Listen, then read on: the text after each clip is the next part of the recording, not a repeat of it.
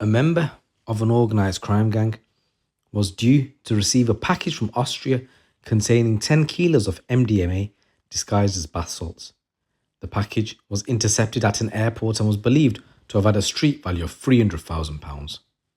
Abigail Kavanagh, 25, from Cardiff, was arrested as part of the operation by a regional organised crime unit tarrying into the importation of Class A drugs. On March the 8th, Border Force officers at East Midlands Airport intercepted the package, which was addressed to the defendants.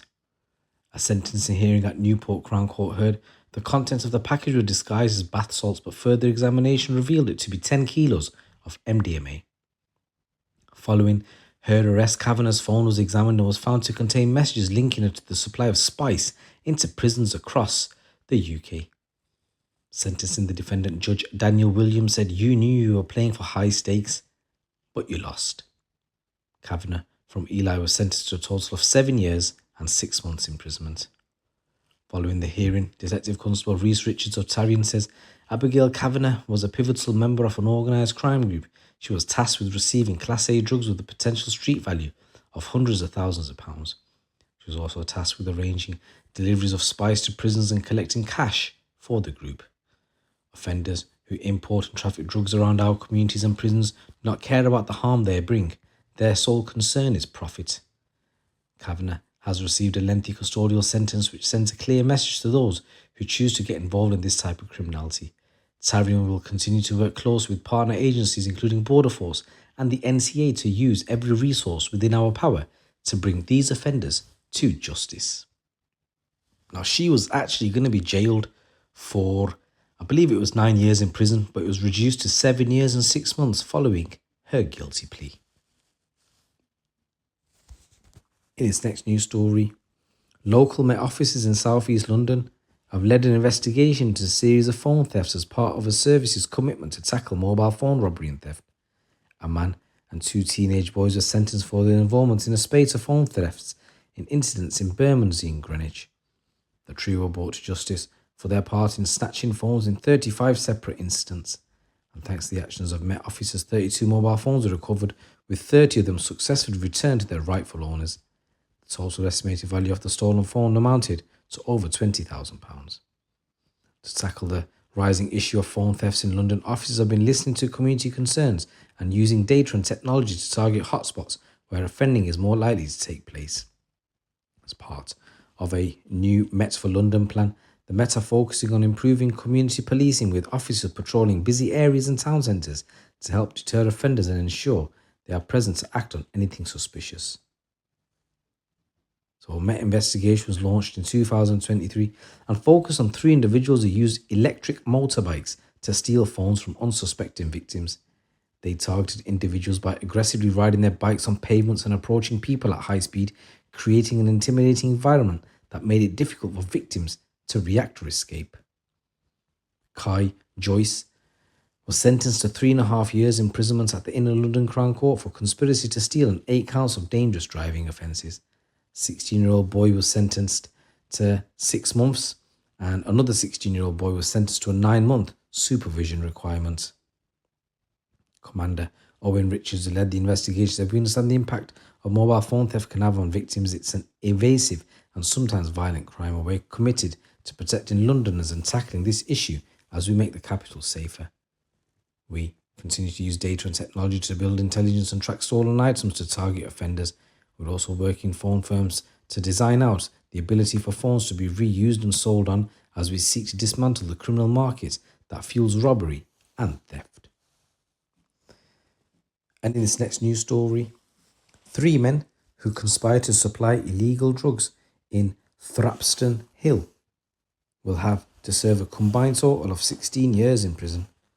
In July 2021, Lewis Manning was sent to prison for 5 years after he pleaded guilty to Class A and B drugs offences. However, Manning continued to oversee the selling of illegal drugs from inside the prison, using his pals Lewis, William Belding and Brendan Gins to keep the drugs line operation running on the outside.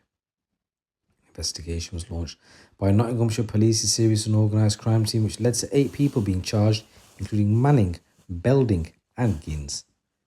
Belding pleaded guilty to conspiracy to supply both Class A and B drugs at the beginning of a trial at Northampton Crown Court in May.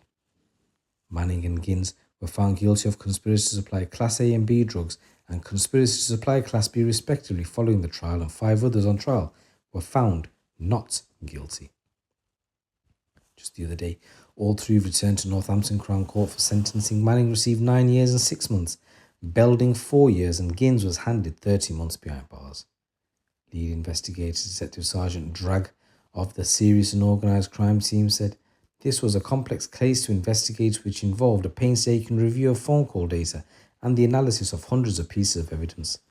As a result, this was a whole team effort, and I would like to take the opportunity to thank everyone for their hard work and commitment to secure this conviction, as well as the pivotal support from our prison service colleagues. I hope this conviction makes them understand that they cannot get away with supplying drugs in our communities, and that if they continue to do so, we will bring them to justice. Tackling drug harm remains a matter of priority for Northamptonshire Police, and we will continue working hard to disrupt drug gangs and making our streets safer as a result of the action that we've taken." And in this next news story, a man has been convicted of murder after a teenager he assaulted died from his injuries following more than 6 years of nursing care. Tyrese Osei Kofi, who's 25, appeared at the Old Bailey where he pleaded guilty to murder. On the 14th of October 2016, police were called by the London Ambulance Service just after 7 o'clock in the evening to report that a young man had been stabbed. Officers and the London Ambulance Service attended and found 17-year-old Jamal Boyce with stab wounds to his chest and leg. While the latter wound was superficial, the former had penetrated his heart, punctured his lung, which caused Jamal to collapse and go into cardiac arrest. Paramedics and a trauma team performed surgery on the roadside and managed to restart Jamal's heart before he was rushed to hospital. Sadly, the injury to his heart had deprived him of oxygen for a critical 14 minutes, which left Jamal with permanent vegetative state and requiring round-the-clock nursing care.